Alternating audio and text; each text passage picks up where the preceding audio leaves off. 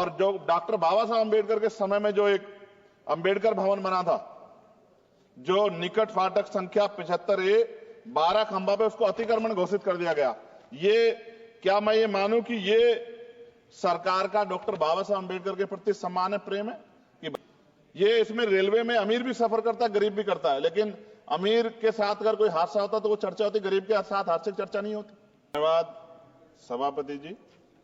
वर्ष 2025-26 के लिए रेल मंत्रालय की अनुदान मांगों पर चर्चा में आपने मुझे मेरी बात रखने का मौका दिया, और अच्छी बात यह है कि माननीय मंत्री जी भी यहां मौजूद हैं। मंत्री जी का दिल तो बहुत बड़ा है, लेकिन अगर हमारी मांगे मान लें तो तभी इस बात की पुष्टि हो। अगर ना मांगे मानी जाए, हमारे क्षेत्र का काम ना हो, तो फिर ये बात मानी जाएगी कि मंत्री जी का रुख जो है सभी सदस्यों के प्रति एक जैसा नहीं। तो मैं अपने क्षेत्र से शुरू करूंगा सर।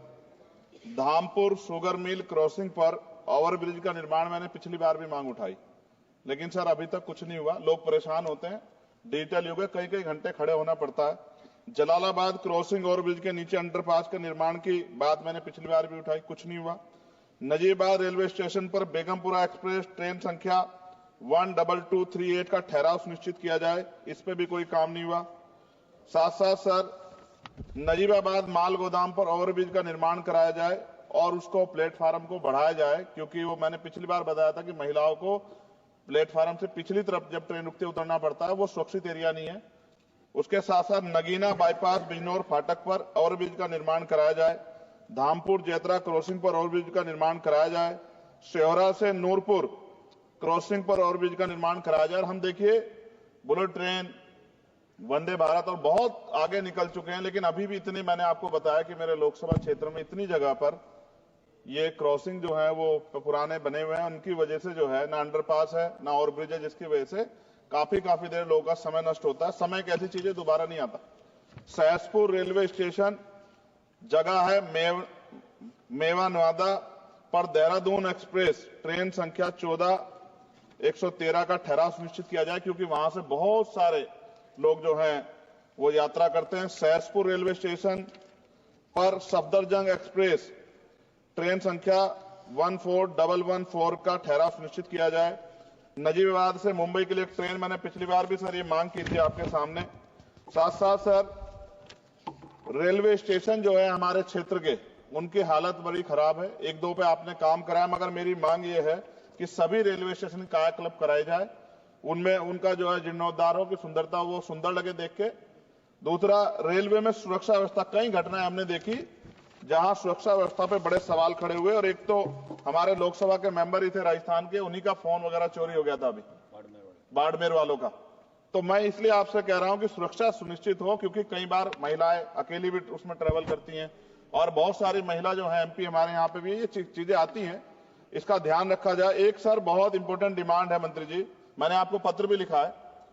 रेलवे प्रशासन उत्तर मध्य रेलवे आगरा के कार्यालय सीनियर सेक्शन इंजीनियर ईदगाह द्वारा एक पत्र लिखा गया 11 तारीख को, और जो डॉक्टर बाबा साहब अम्बेडकर के समय में जो एक अम्बेडकर भवन बना था, जो निकट फाटक संख्या 75A 12 खंबा पे उसको अतिक्रमण घोषित कर दिया गया।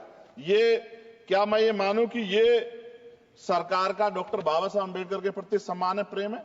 कि बाबा साहब अम्बेडकर के नाम पे बने भवन को अतिक्रमण घोषित करो, कह दिया 15 दिन में हटा दो। ये गलत, मैंने आपको पत्र लिखा है सर, इसका संज्ञान ले। दूसरा सर, सहारनपुर से लखनऊ तक वंदे भारत ट्रेन चलाई जाए। SC ST के OBC का बैकलॉग सर आपके यहां बहुत है, वो भरा जाए। कोरोना काल में बंद, पिछली बार मैंने मांग उठाई थी कि वो ट्रेनें चलाई जाएं, और प्रमोशन में भी SC ST OBC के कर्मचारियों के साथ भेदभाव होता है, इसको रोका जाए। मैंने पिछली बार लोको पायलटों की मांग उठाई थी कि उनको जो है 2 रात को 2 दिन ड्यूटी करने के बाद फिर ड्यूटी कराई जाती है, और वो लोग जो है फिर कई घटनाएं ऐसी घटती हैं कि एक नींद की झपकी लगी और एक्सीडेंट हो गया, और सारा दोष आपकी तरफ आता। तो अभी ये दिल्ली में भी एक घटना घटी, और कई सारी ऐसे ट्रेन घटना घटती है। इसके लिए मैं आपको नहीं दोषी मानता, लेकिन मैं कहता हूं कर्मचारियों को उस तरह की सुविधा मिलनी चाहिए कि वो जब वो ड्यूटी करें तो अपने आप को परफेक्ट महसूस करें। लेकिन अगर ये इस पे ध्यान नहीं दिया गया तो किसी दिन कोई बहुत बड़ी घटना घटेगी, तो लोगों के जीवन की कीमत होनी चाहिए। ये इसमें रेलवे में अमीर भी सफर करता है, गरीब भी करता है, लेकिन अमीर के साथ अगर कोई हादसा होता तो वो चर्चा होती, गरीब के साथ हादसे की चर्चा नहीं होती। ये अनुभव है, हमने रेलवे में सफर किया और रेलवे में करोड़ों लोग सफर करते हैं।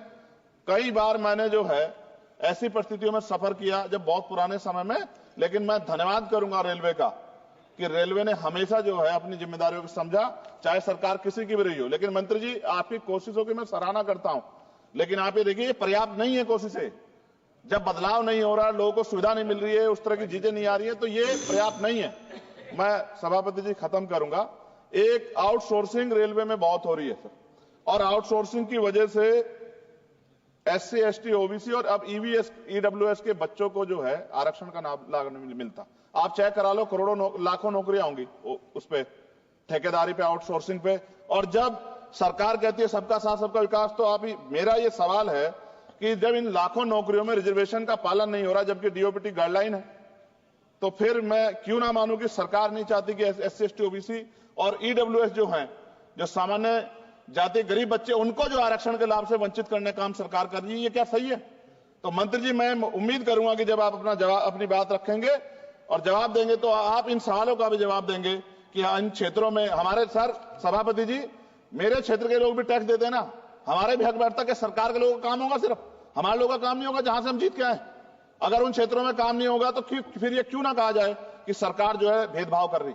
इसलिए मैं माननीय मंत्री से मांग करूंगा, एक मांग इन्होंने मेरी पूरी भी की थी पिछली बार जब बेगमपुरा ट्रेन में सफाई की व्यवस्था करा के इन्होंने दी थी, मैं इसके लिए धन्यवाद करता हूं। जी समाप्त कीजिए आप। जी समाप्त कर रहा हूं। मगर मैं मंत्री से कह रहा हूं कि सर, हमारे यहाँ जो समस्याएं जो ये जेन्युइन समस्याएं, हम इनसे रोज 2-4 होते हैं और जनता हमसे उम्मीद करती है कि हम इस बात को उठाएंगे तो उसका, मगर मुझे यह भी जवाब दे दीजिएगा कि ये जो उठाई जाती है इसका कोई फर्क भी पड़ता है सरकार पे? नहीं पड़ता। या सरकार सिर्फ इसको, सर मैं खत्म कर रहा हूं सर, लास्ट ही सेकंड में खत्म कर दूंगा। जो मांग हम यहाँ उठाते हैं, क्या इन पे कोई अमल होता है, नहीं होता है? या ये सिर्फ इसलिए कि भाई चलो उन्होंने उठा दी और बस खत्म होगी बात? ऐसा ना कीजिए सर, अगर ऐसा करेंगे तो ये व्यवस्था अच्छी नहीं है। मैं आपका धन्यवाद दूंगा सभापति जी, और मंत्री से आग्रह करूंगा कि हमारी बात को माना जाए। धन्यवाद।